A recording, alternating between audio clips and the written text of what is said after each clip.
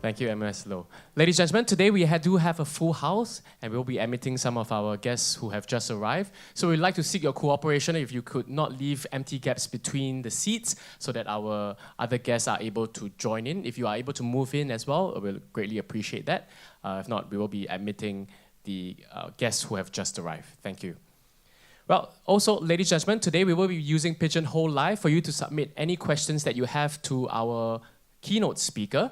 So on the screen in front of you, there is a QR code, or you can find a QR code behind your name badge as well, or otherwise you can go to pigeonhole.at, the event pin, CACONF22. All right, with that, you can start to submit questions. You can also upvote questions that you want answered by our keynote speaker in just a moment as well. So you can start to submit your questions to our keynote speaker. So, ladies and gentlemen, well, we will begin our keynote address. Growing together, a vibrant cultural ecosystem at the heart of the new economy. Like many other sectors, as also you heard from MOS Low, the arts and culture sector is in the midst of an exciting and uncertain period. Our keynote speaker, Mr. John Newbegin, OBE, Creative Industries Ambassador for the Mayor of London, will share his expertise and insights on the value, importance, and growth of the creative economy and how cultural ecosystems can grow during this period of great change. So with that, please join me to welcome our keynote speaker on stage, Mr. Newbegin, please.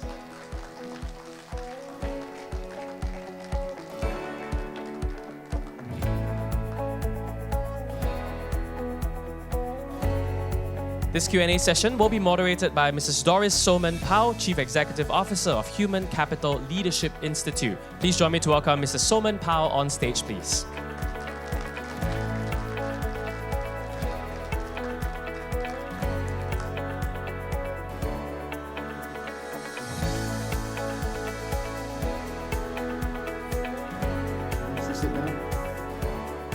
So with that, ladies and gentlemen, you can start to submit your questions. Just a gentle reminder that you can upvote questions on Pigeonhole as well that you want answered by our keynote speaker. So with that, I'll hand the time over to our moderator, Mrs. Soman Pao, please.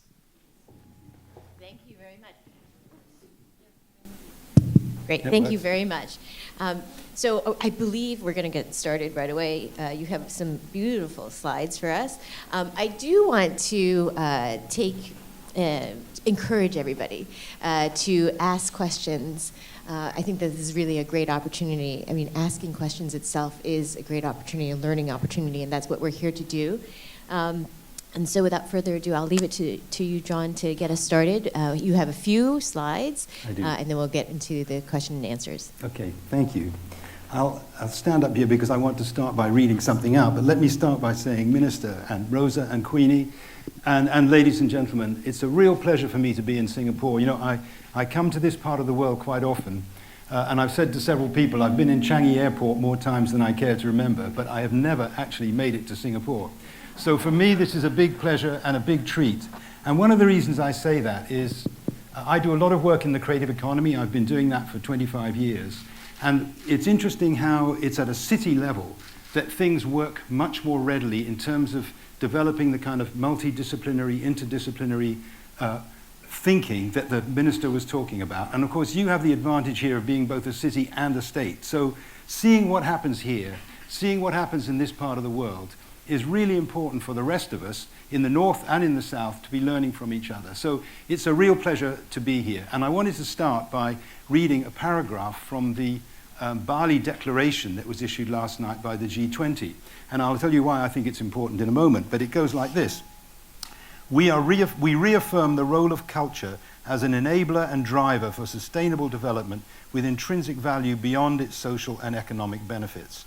We are committed to develop policies that draw on cultural diversity as a resource for sustainable living and promote an inclusive and equitable ecosystem at all levels that values the contribution of those working in the culture, arts, and heritage sectors.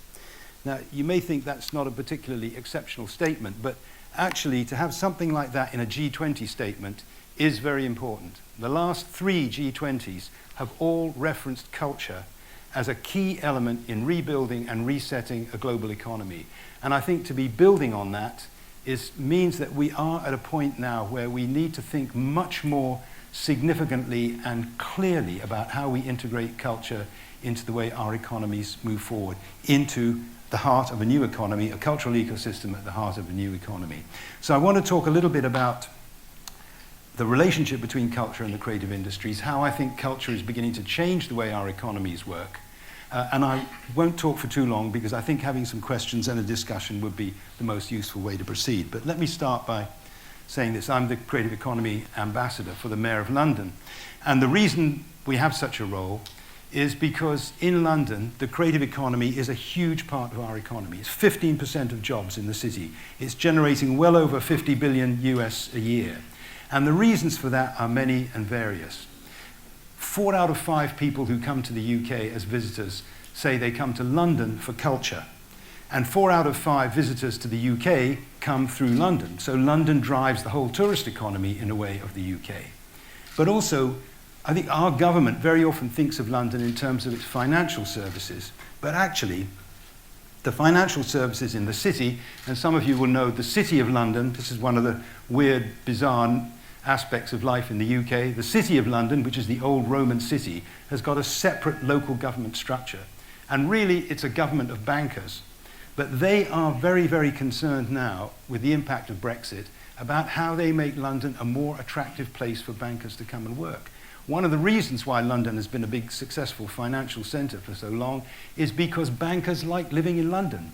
The alternatives were Frankfurt. They much rather live in London than Frankfurt because there's more going on in London. It's as simple as that. But now, post-Brexit, there is a real issue about how we make London attractive. And they're developing cultural and creative policies for the city. In other words, what we think of as finance capital is actually built on a foundation of social capital. And that's one of the things we're going to be talking about this afternoon. But I think it underpins so much of what we need to be thinking about in the new economy. So in London, we have a strategy for culture, which is a very, very broad and inclusive strategy. It's very much based on what people do. It's not just about the professionalization of the arts. It's about public participation and engagement. It's hugely significant. And one of the reasons why we have a successful cultural life in London is because of the diversity of the city, enormously diverse, as you are here in Singapore. And some of you will know Yo-Yo Ma, the great Chinese-American cellist. One of his favorite mantras is, creativity happens when cultures overlap. That is so true. Diversity is one of the key drivers of creativity. And you have a huge benefit here in Singapore because you have that kind of diversity. But another little aspect is, when we were beginning to get thinking going on the creative economy 25 years ago, it was difficult to persuade the finance ministry that we weren't just a bunch of lovies complaining about not enough money for the arts. Actually, when we could show that the sector's generating jobs at least twice as fast as the rest of the economy, then people start getting interested. This is a huge and growing part of the economy. But, and I'll explain this picture in a minute, it's one of my favorites, all that came to a stop with COVID. A huge and catastrophic impact on culture around the world. And yet, what came out of this, again, the minister referred to this, within that huge challenge, there's an opportunity. Now, this picture is Swiss riot police dancing the Jerusalem dance in the streets in Zurich. And one of the reasons I put that up was, you may know the Jerusalem dance challenge was invented by kids in South Africa. It was adopted during the pandemic by all kinds of people around the world as a way of celebrating optimism and in a way of celebrating our humanity. So there's film of street sweepers in Bogota dancing the Jerusalem in the street. There's video of nurses in Sri Lanka dancing. But I thought riot police in riot police uniform making fools of themselves by dancing in the empty streets of Zurich makes us think, because riot police on the whole are not very, very popular with most people, it makes us think, oh, these people are human after all. It's a statement of of solidarity and of humanity that we share. And I think it's so interesting that out of the pandemic, these expressions of the solidarity that comes from cultural activity unites us all at a very, very basic level in our lives. So that's why I chose that picture. Now, you may also know that as part of the run-up to the G20, I'm sorry, that's a terrible screenshot. Last month in Bali, there was the World Conference on Creative Economy, on which I'm on the steering committee for. It's the third one that's been held. And one of the things that interested me is about 27, 30 countries represented there, nearly all of them from Africa and Asia. That is where the energy in thinking about the creative economy is coming. And two quotes jumped out at me from that session, amongst many other things. But one of them was the culture minister of Angola, who, an oil-dependent economy, if ever there was one. He's saying we've got to get out of oil. One of his lines was, people think that they want goods, but actually what most people want is good moments. And what he was saying was, we know that an economy, a global economy which is sustainable which is built on commodities, is not sustainable in the long term. A global economy which is built on experiences, on good moments, on things that we do rather than things that we own, that is infinitely sustainable. I thought it's so interesting that somebody from an oil-dependent state is thinking in those terms. And a culture minister from Azerbaijan said to me, we've got to get out of black gold and into human gold. Another oil-dependent economy. They recognize that oil is a resource which is destroying the planet and is running out. The alternative resource that we all need to use is creativity. And in Azerbaijan, as in many other countries, there's a rising generation of young people who are digitally savvy, using smartphones, having difficulty finding productive employment. And the potential for this sector is absolutely enormous. So I want to talk a little bit about why that's happening, why culture is as important as it is, how it's impacting on the economy, and then also how I think culture and creativity is beginning to change the way the economy works. So we bandy these terms around: cultural economy, creative industries, information age, whatever the rest of it. Talking to a middle-ranking global official, a regional official in the UK recently, I said to her, when you talk about the creative economy here, how do you define it? She said, we don't define it, it's a state of mind. And I think this is a really big, significant step forward. Of course, we can define the cultural industries: music, theater, storytelling, all these things that we're familiar with. We know that they feed into a wider range of creative industries: advertising, marketing, architecture, these service-based industries, and most of all, of course, design, all of which are dependent on the creative imagination that comes from the arts. But they are spilling over into a wider and wider range of significant areas. For example, UNESCO, as you know, has a Creative Cities network, something like 180 cities now part of that Creative Cities network. Why do cities want to join? Because they see that the way they establish their distinctiveness in the world today is by celebrating their culture, not necessarily by celebrating their economy, but by celebrating their culture. And I think one of the interesting things about that is that at a time when there's increasing skepticism about globalization, and the whole idea of globalization is under threat, actually creativity and culture is a way in which we can engage in global exchange and a global economy by celebrating our cultural distinctiveness rather than by burying it. I think it's very interesting that in many countries, a growing number of countries around the world, the creative industries, as perceived by government, now include food. Of course they should, because food is the most basic cultural industry that we all have. When I was in Chile a little while ago, they said, we're going to put food in as one of our creative industries. Do you think that's okay? I said, of course it's okay, but why are you doing it? They said, because we're fed up with the fact that KFC and McDonald's and Burger King and pizza chains are taking over what our kids eat. We want to celebrate our culture. We want to celebrate our culture through food in the 21st century. And it seems to me this way of an economy which is built on cultural distinctiveness, not on protectionism, not on narrow nationalism, but it's built on cultural distinctiveness. And many people are trying to get into this market, if you like. At dinner last night, we were talking about West Kowloon. You probably know the huge investment that the Hong Kong government was making in a cultural district in Kowloon. And I mention this for two reasons. One, because it shows how important all governments are now taking culture. This is when Hong Kong was full of its ambition to be Asia's world city, competing with Singapore, competing with Shanghai, whatever. And one of the ways that they wanted to do that was through culture, of course. But actually, the problem that they hit was they thought that by building buildings, they were doing something for the culture of Hong Kong. It's easy to build buildings. It is difficult to build audience. Culture is not about construction. It's not about buildings. It's not even about institutions. It's about people. It's about the creativity of people. That's the key driver in all this.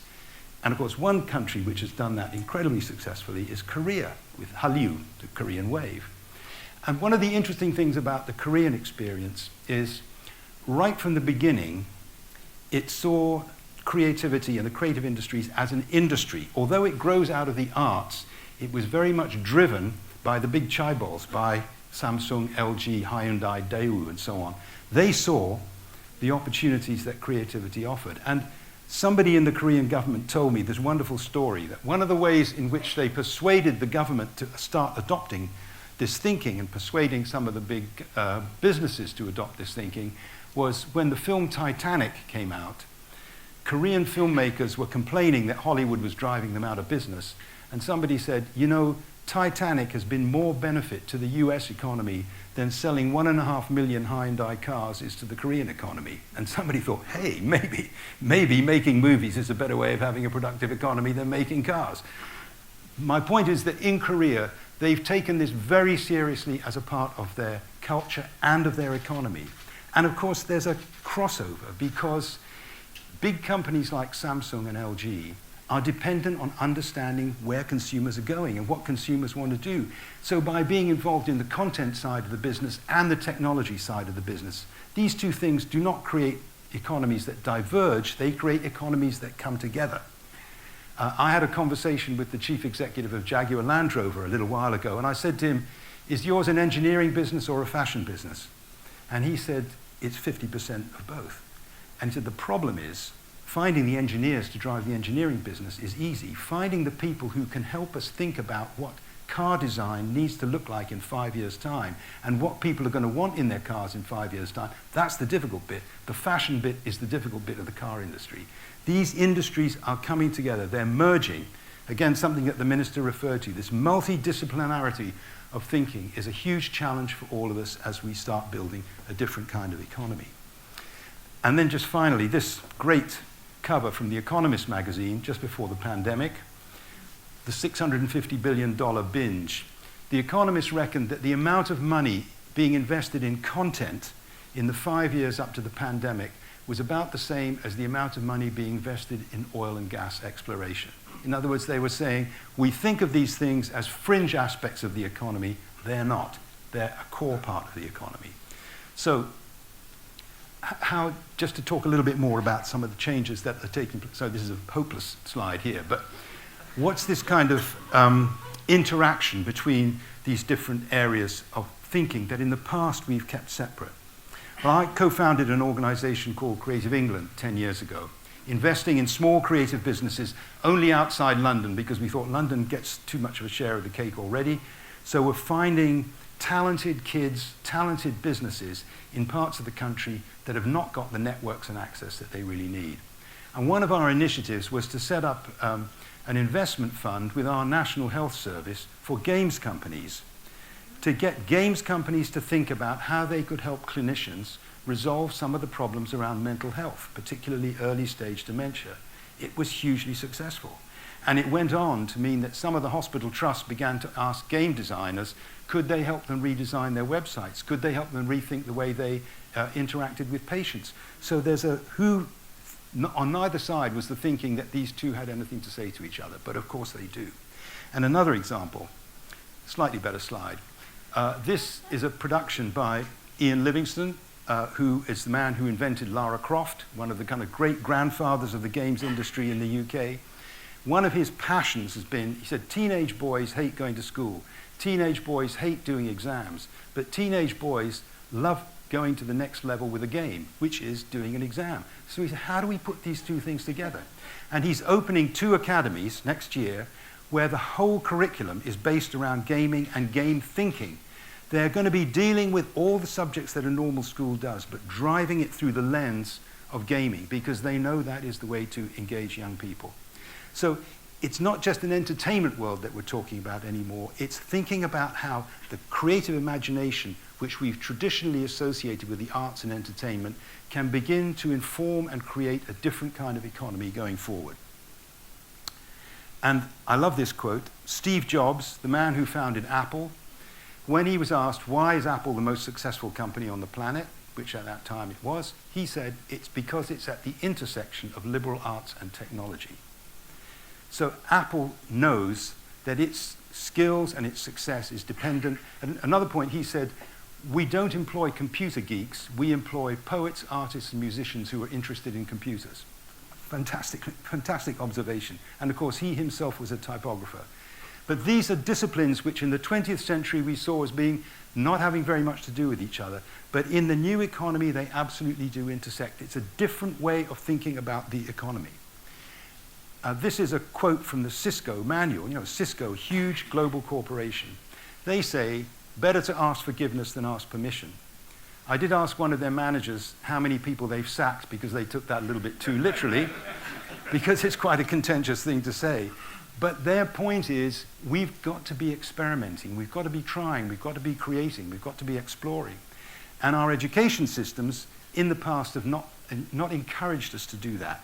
And the structures of our businesses have not encouraged us to do that. And that's what's beginning to change. I want to come on to talk about that in a moment. But another quote, Ben Verwijn, who ran British Telecom, our biggest telecom provider, said some time ago, he said, the thing that's new about the 21st century is all that you need to start a business is a dog, a chair, and a laptop. The dog wakes you up, you sit on the chair, you open the laptop, you've got a business. And his point was, these jobs are labor-intensive, they're not capital-intensive. That means that they create opportunities for all kinds of people who do not have opportunities to start their own businesses. Do you know, another quote from a man at the World Conference on Creative Economy in Indonesia a couple of weeks ago, he said, we're coming to the end of the era of paid work. And by that, I think he meant we're coming to a time when people don't think about getting a job with a big company, they think about starting their own business. It requires a completely different kind of education system. And as the minister was saying, different thinking about finance, different thinking about IP protection, all these things. But the point is, as the world hits 8 billion people, and there are hundreds of millions of young people who are out of work, what are they going to do? And we do know that with the fourth industrial revolution, machine learning, artificial intelligence, and so on, where productivity is increasing in manufacturing, it's technology that's increasing it, not labor. The same that happened in agriculture 100 years ago. The same is beginning to happen in retail. You go to the bank, you don't talk to a human being, you stick your card in the ATM, whatever. So how are we going to use the huge amount of talent we have on this planet in a way that is productive and fulfilling without destroying the planet?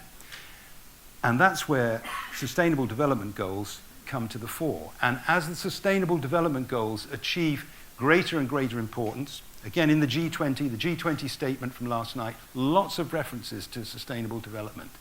The creative sector is key to creating a sustainable global economy in the long term, because we have to be thinking in a radically different way about how we use the resources of the planet and how we use our own human resources to mean that we don't just survive, but we can continue to thrive in a time of climate change.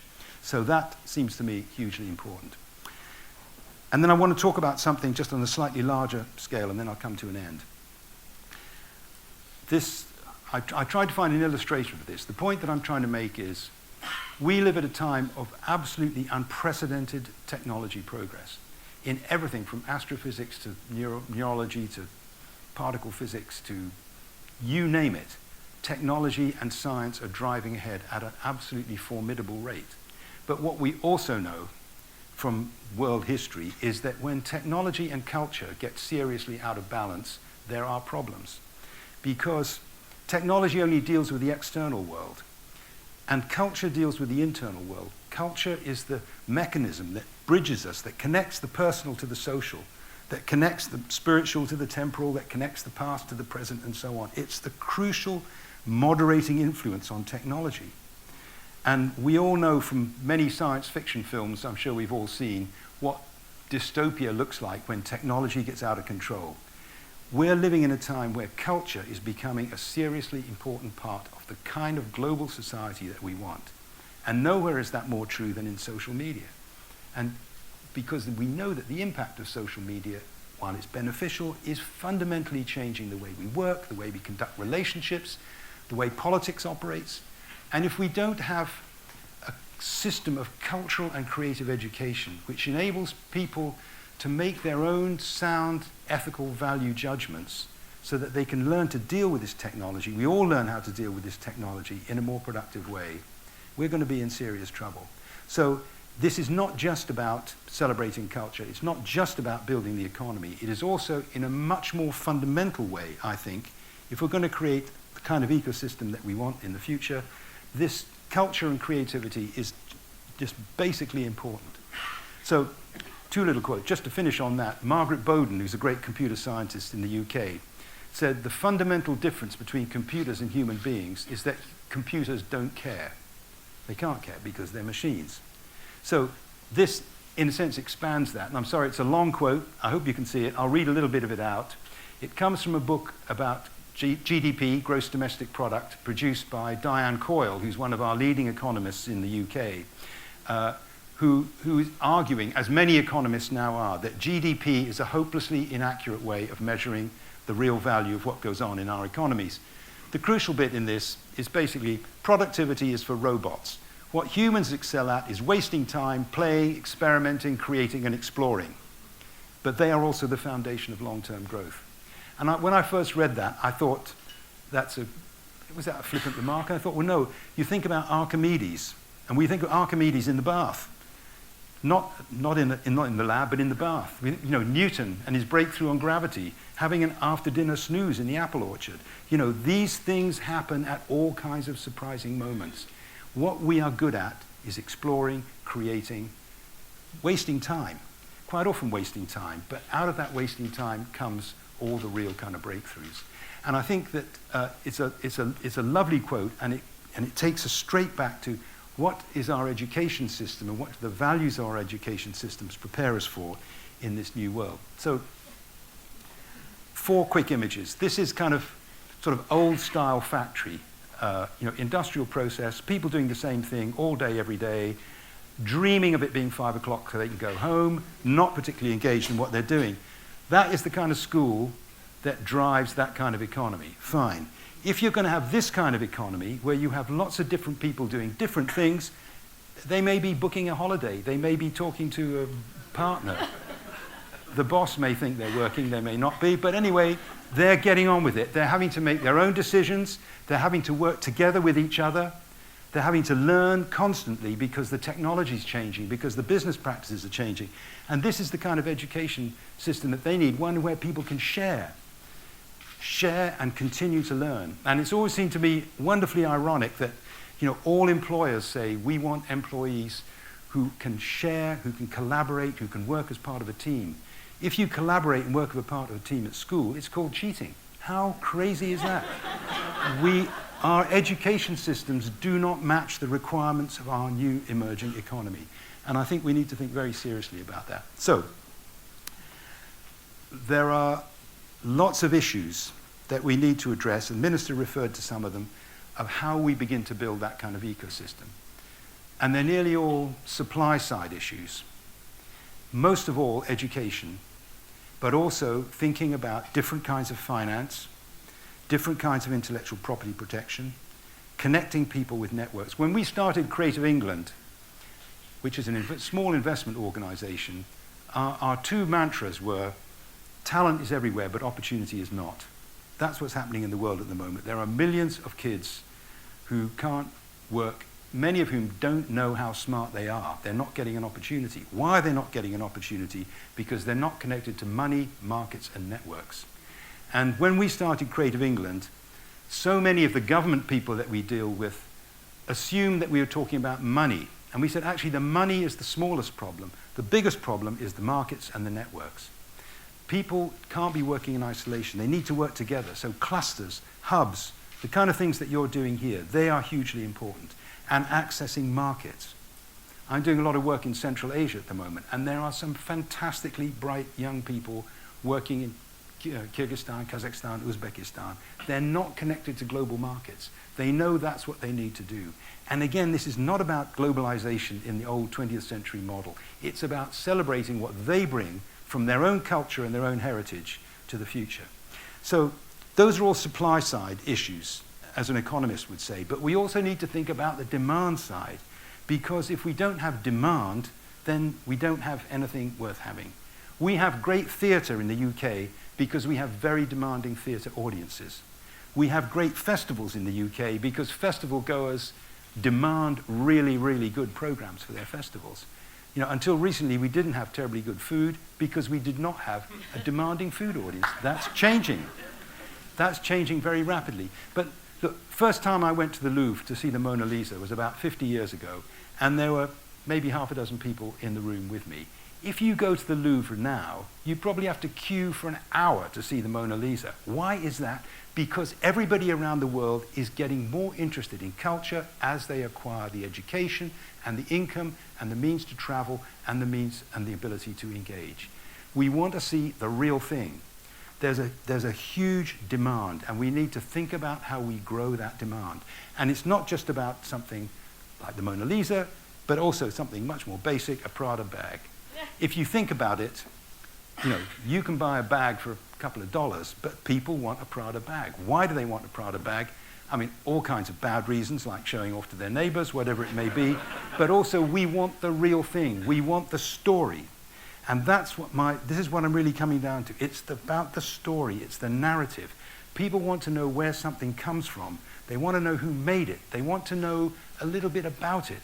So it goes back to the Angolan culture minister. It's not about the commodity. It's about the good moment that the commodity brings. That's the kind of economy that we need to be thinking about.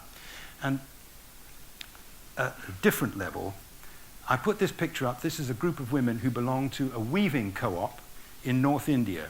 They're nearly all illiterate. They're poor villagers. But they produce a very particular kind of textile which is unique to that region.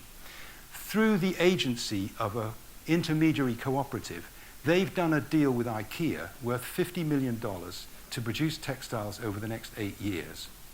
Okay? So why has IKEA done that? Because they know that people want this kind of distinctive product. They don't want something that's come out of, by, you know, the kilometers all looking the same coming out of some huge factory in Vietnam or China. They want something which is handmade. And of course, the impact for these women has been gigantic because they now have an assured income for 8 years. They've all been able to go out and buy new equipment, put decent roofs on their houses, send their daughters to school, annoy their husbands because they're now earning more than their husbands are. So there's a whole lot of different dimensions to this. The social benefits, the economic benefits, the cultural benefits all come together in this little story. And that's the kind of economy which we need to be talking about in the future, which can be sustainable. So it's not just about the digital world, it's about a fresh way of thinking about how we do it. It's about putting this at the heart of the economy. And last two pictures here. This is Sao Paulo in Brazil. Absolute nightmare. 23 million people.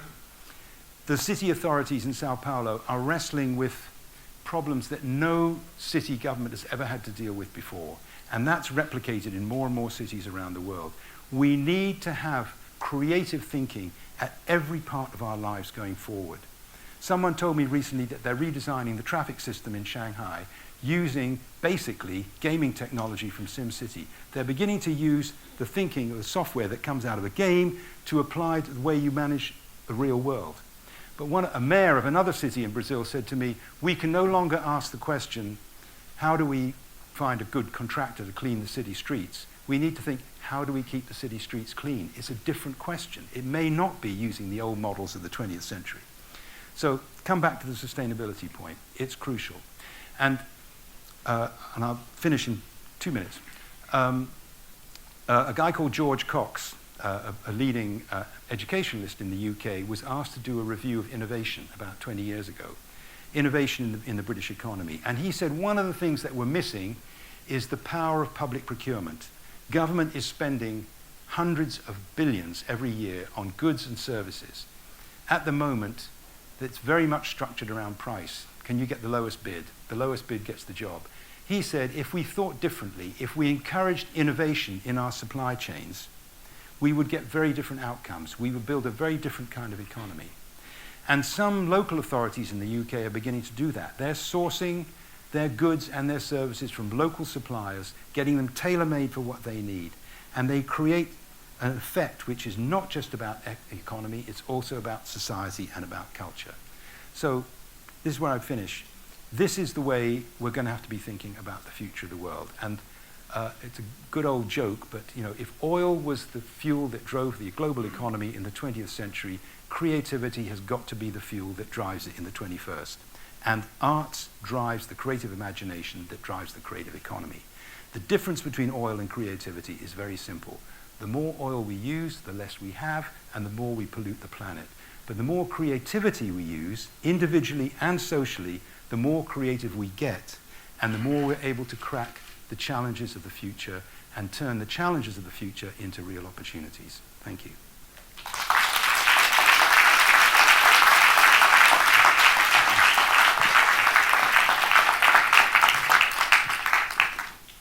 Thank you, John. That was an incredible address. I am so proud of my audience, too, because there's some incredible questions as well. I'll get No, fully appreciative. I mean, I think one of the most important things that you've done for us is give us a new lens to think about the creative economy and the creative space. One of the things I think that we tend to do is think about the arts as a sector. How do we develop talent? How do we get jobs for people in the arts? How do we get audiences there? But you're actually connecting it to so many different parts of the economy, which is makes perfect sense. And not only the economy, but our future as humanity as well. So I'm going to start with a question around something that you do specifically about the creative economy in London. And you've spoken about this group that you've created to find art centers outside of London Center. And the question was a little bit about how do you find that, and how do you measure the success of that? Okay. Well, this was very much, I would say, this was not so much focused on art centers, but arts-related businesses. So Creative England is a business investment organization. Well, one of the things, a research agency has recently done a bit of research in the UK on what they call microclusters. We are thinking, partly because of the work we're doing with Creative England, we think of creative industries as being focused in the big cities, and traditionally that's been true. But we're finding a little town where there may be 20 or 30 creative businesses. And it's enough to mean it's a cluster. And if you think about developing it as a cluster, you think, what's missing? So, for example, in a town called Leamington Spa, two brothers started a video games business, and 20 years ago, and all the naughty boys who didn't go to school went and learned how to do coding. The result is that they had a series of very, very creative studios producing games, but they were not connected to the markets. And what we did was suggest to an American distributor that they establish a little office in this town. And then suddenly it became clear there's a cluster. So I think thinking about how you grow clusters very often depends simply on doing a little bit of basic research. And when we started Creative England, a lot of it was literally organizing parties. We would say, we round up 10 or 15 people, come and have a conversation about intellectual property, about access to finance, whatever, and we'll do it again next month, but this time you must bring a friend who wasn't here before. So then you start growing the cluster. And a lot of it is very, very simple, basic issues like that. One other thing I'd say is I think that public subsidy and public support for the arts is hugely important. But actually, compelling people to think commercially also makes them think about their audience. And one of the things that we did at Creative England was we got money from the government and they wanted us to hand it out as grants. And said, we're not going to do it as grants, it's interest-free loans, because we want to make sure that the businesses are being run in a sufficiently professional way to mean that they're sustainable. If somebody pitches up and say, I'm starting a new project and I need $50,000, which is what was happening, and then we say, well, by the way, this is going to be a loan and you're going to have to pay it back. They'd say, oh, well, maybe 25,000 will be enough. And then they have the discipline of running a business. And if they're going to run a business, they have to have customers. If they're going to have customers, they have to generate demand. And I think that, although it's very simplistic, and I'm not for a moment saying that the arts does not need subsidy, because the arts is about the human spirit, it's not about businesses. But arts-related businesses very often don't think of themselves enough as businesses. They focus on the creativity rather than the business side. And sorry, it's a long answer to the question, but it reminds me of another research project in Brighton where about 400 small digital media businesses were analyzed to see who was really running the show, Was it the creative people? Was it the technology people? Or was it the business people? And no surprise, they found that the companies where there was parity of esteem, as they called it, between all three were the companies that were most successful. If the creators were running it, the business often didn't work. If the techies were running it, very often it was boring. If the finance people were running it, they had all kinds of other problems and never took any risks. So getting these different disciplines to work together, I think that's the trick. Again, it's about this thinking about the world in a more cross-disciplinary, cross-sectoral way. That's great. And you've kind of, there's one question which has 32 votes, another one with 22 votes. I think that you see this behind me. Oh, right. And the root of it is kind of how, how systematically should we be addressing this? How much should government be involved? Which is kind of the approach that we have been able to take successfully here in Singapore. And I think that your answer is that it really just takes all different sectors. Yes. Yeah. I mean, having government involved, of course, is crucial. And one of the breakthroughs for us in the UK came when, and I realized, for example, the film industry. Film industry in the UK was constantly complaining to the Treasury, our finance ministry, saying, we can't compete with the Americans because they give tax breaks to their filmmakers. The Canadians do the same with their games makers, blah, blah, blah.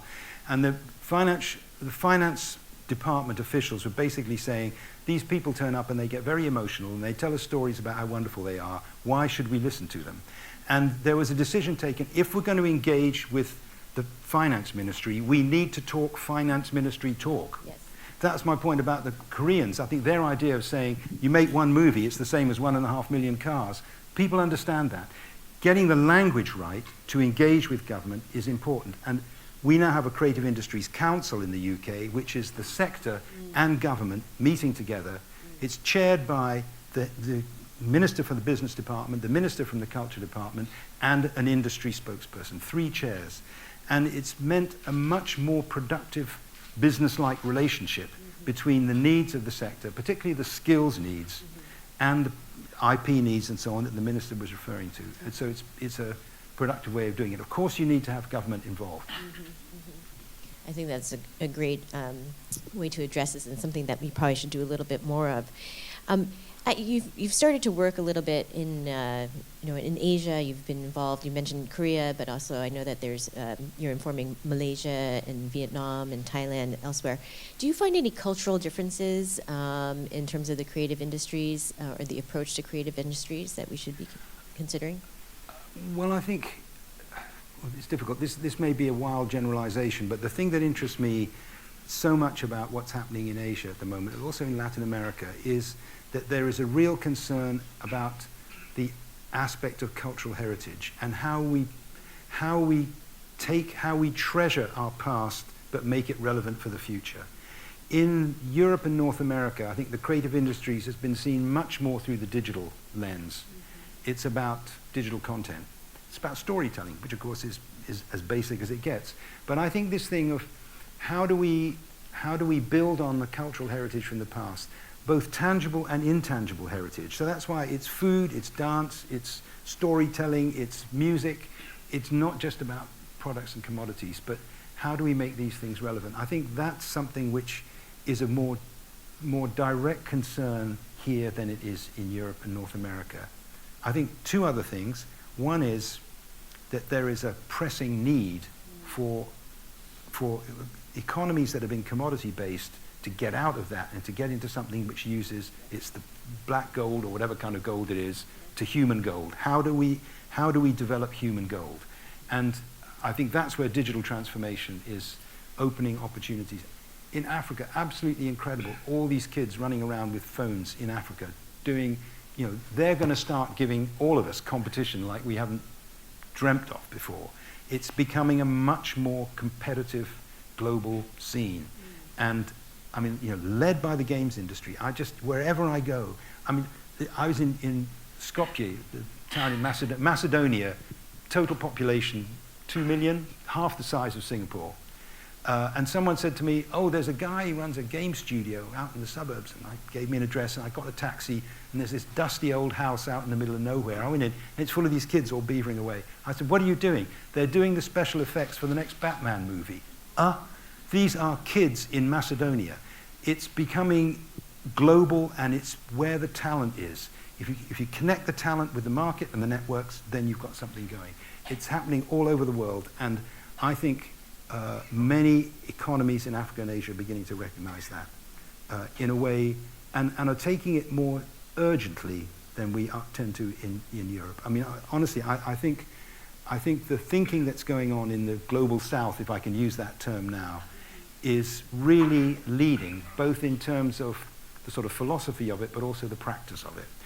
And that's why a kind of mutual exchange on a global scale becomes ever more important. Absolutely. And relatedly, you mentioned, and you showed some provocative slides with regards to education. Do you want to just expand upon that a little bit more about kind of anything that you see that you feel are good paradigms for us to follow? Okay, so I seem to be full of quotations today, so another one has just come to mind. Andy Haldane, who was the chief economist at the Bank of England, made a brilliant speech 2 or 3 years ago, and he said, he said, our schools concentrate on knowledge. He said, knowledge is useful for school exams and pub quizzes, but all the rest of us use Google. He said, what we need is creative imagination, and our education system is focusing too much on knowledge and not enough on creative imagination. That is not to say, of course, that knowledge doesn't matter. It's crucial, of course it is, and the traditional disciplines of the education system are important, but I think that we do have to encourage experiment. It's the Cisco thing, better to ask forgiveness than seek permission. Try things out. That, we too often in a school context associate failure with the bad. The thing that I find intriguing about the games industry is that they absolutely treat failure as learning in progress. It's a completely different mindset. And the guys who invented Candy Crush, they launched 44 versions of Candy Crush, all of which were hopeless and didn't do any business until they hit the right one, and then they made how many billions of dollars? A lot of money. So I think this thing of how we treat failure, how we treat collaboration, how we treat trusting your instincts, and of course, not all creativity is good. I mean, creativity hits brick walls more than it hits success. But the point is that we all are born with creative instincts, and it's how does the education system help us to shape those creative instincts in a way that is productive, rather than in a way that's just kind of whimsical or whatever. And I think many education systems are changing, many brilliant teachers are working, but I think very often what I see is the best teachers are working despite the system rather than because of the system. And I think we do need to rethink not just what happens at school level, but also this whole thing about lifelong learning, because the technology is evolving so rapidly, we all have to keep changing. I mean, the hotel I'm staying in, confession time here, I literally had to phone the reception desk last night to ask how to turn the lights off because I couldn't work it out. This is, that's me being an old man. But, the technology is moving very fast, and we need to be able to go on learning. Otherwise, we're going to become, redundant. That's right. I wanted to, I've never heard of the arts being related to inclusivity and sustainability. And so this is a kind of a different new lens. So can you talk a little bit more about, you showed the 17 UN goals, but maybe share another story or something around that of how arts can really knit people together and create sustainable growth. Well, I think, thank you. That's a very, very important question, I think, because my point about the chair, the dog, and the laptop is to say that one of the reasons why business opportunities are changing is because we can't all be digital entrepreneurs, of course, but there are many opportunities now for employment in areas that are labor intensive rather than capital intensive. And the great thing about creativity is success does not depend on a Stanford MBA, to be really kind of crude about it. You can have, you can be the smartest guy on the planet, you can make the most expensive movie and nobody wants to see it. You can be a kid who creates something on TikTok in 5 minutes and it goes global and viral. It's a very different kind of world, and that creates opportunities for people. One of the interesting things we did some research in another organization I'm involved with on what we call the informal creative economy during the pandemic. One of the things that really came across in that is that relatively marginalized groups, women, young people, First Nation people, indigenous communities, are more dependent and have more possibilities in these areas of creativity than in many other sectors of the economy. So that's the inclusivity point. I think because the creative economy, on the whole, fashion industry accepted in many respects, but it's not resource intensive and energy intensive in the way that other manufacturing is. That isn't to say that we're not going to want to have cars and TVs and washing machines, but it's to say we have to employ every kind of creativity in rethinking how we develop and use those. So creativity is important to sustainability. The creative economy is important in terms of inclusivity. And I do think this point about people being able to feel proud of their identity in their economic expression is hugely important. Well, this may not answer the point, but in Bandung in Indonesia, some of you may know Bandung, there's a very, very strong food culture and lots of little kind of street food markets. When the pandemic hit, of course, they all were in big trouble. And the government of Indonesia said one of the things we should try and use the pandemic for is to help small businesses digitize so that when we get back to normal, assuming that happens, that people will have better opportunities. So some of the kids in one of the Bandung universities came up with this idea of turning, I think it was about 10 of these food stalls around the city into a game. So it became a kind of treasure hunt. You had to go to each food stall and sample their food, and then there was a clue for how you could find the next one. So they turned it into a game, if you like, so that it then appeals to different people. It appeals to tourists, it appeals to kids on a Saturday night. Hey, let's go and do the food stall game. So it helps to sustain the food stalls. But the other aspect of it was that it encouraged all the stall holders to become digitally literate because they had to be if they were going to be part of the game. So it digitizes a part of the economy where you think a guy selling fast food out of a cart on the street, that's the last place you go. But they can also be part of the digital future. And I think it's that kind of inclusive thinking which means that the creative economy is important, not just in terms of the jobs it generates, not just in terms of how it uses the planet's resources, but that it celebrates our desire to be part of a community, our civic identity. And if you're in Hollywood, it's movies. If you're in Milan, it's fashion. If you're in Manchester, it's music. People like to feel that their place stands for something. And they don't want to say, hey, guess what? We've got a car factory. And of course, the other thing with the car factory is as soon as the next country has even worse labor regulation and even lower wages, they move the factory there. So it's no deal. But if you've got a game sector, and I'll tell you a little example on this, city in Scotland, Dundee, where there's a very strong games industry, quite a small city, not the place you'd expect gamers to be. And one of the biggest companies went bust about 7 years ago, 300 people out of work.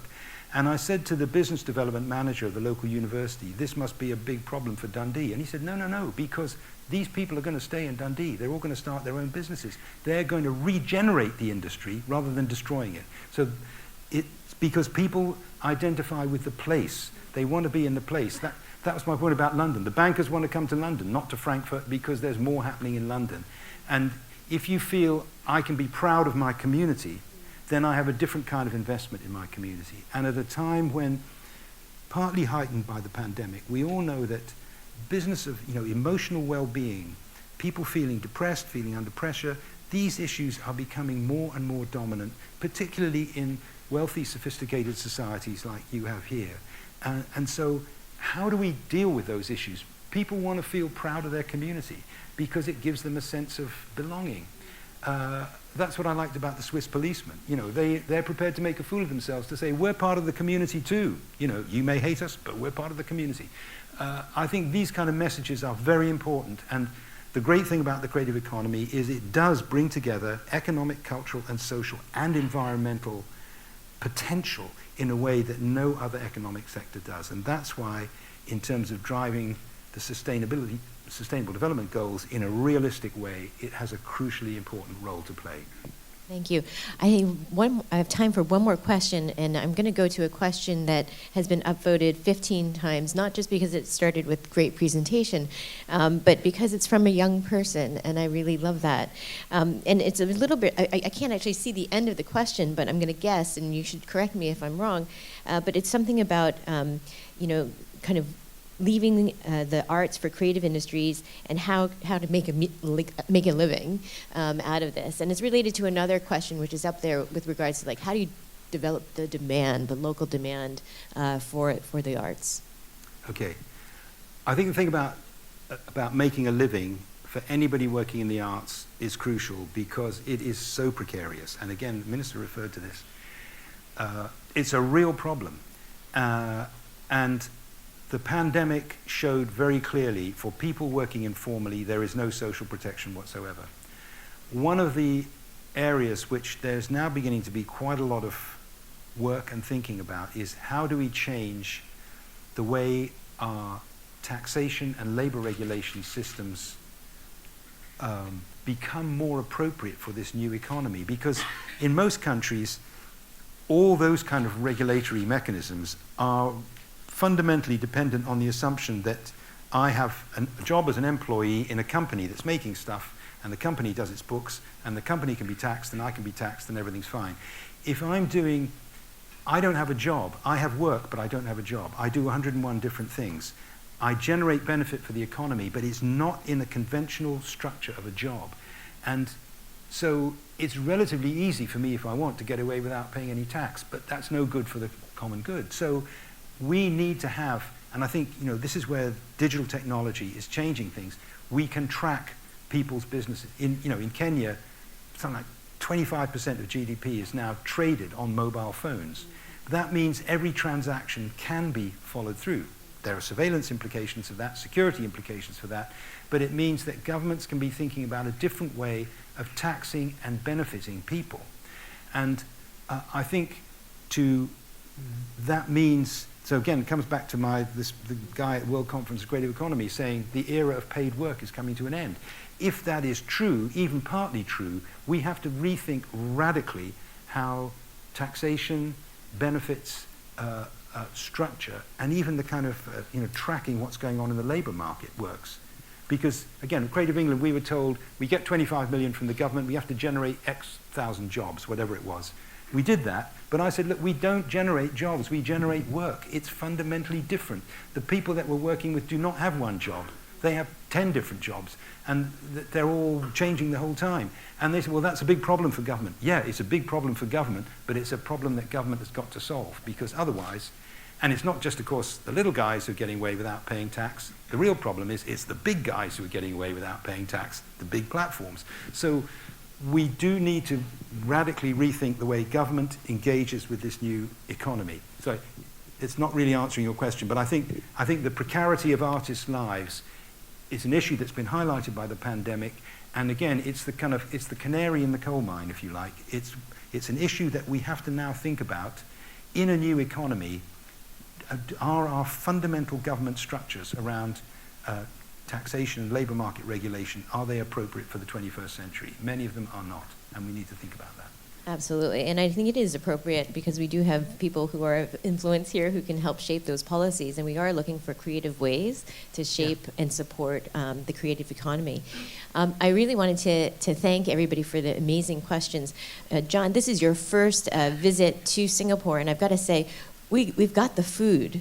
Like the food is really, we have that very well. And so please join us for a couple of meals, and I hope that you enjoy that. The other thing that I wanted to just share is, so that the question, thank you for flashing that, was, how do we, future-proof an uncommodifiable job, which is exactly actually what we should be doing. We should be promoting uncommodifiable jobs. That is the future, and that is the culture. We talk so much about future-proofing our economy, future-proofing ourselves.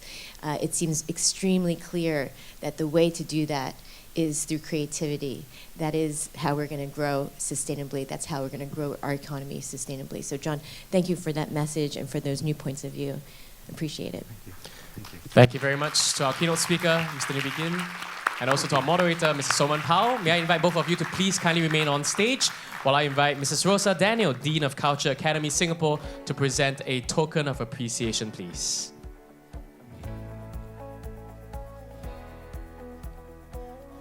So once again, we'd like to say a big thank you. We'd like to present a token of appreciation. Firstly, to Mr. Soman Pao, thank you for moderating this session. And also thank you to our keynote speaker. May we invite 3 of you to the middle, please. Can I also invite MOS Low to please join us on stage for a group photograph, please.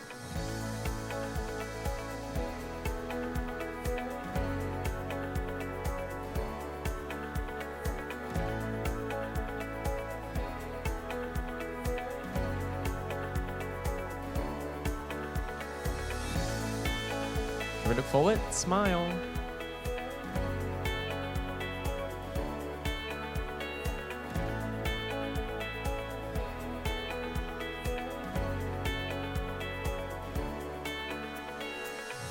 Second photographer, smile. Thank you very much for that. Thank you to MOS Low. Thank you, Mrs. Rosa Daniel. Once again, a big thank you to our keynote speaker, Mr. Nubigin, as also to our moderator, Mr. Soman Pao. Thank you for the wonderful keynote address and Q&A session.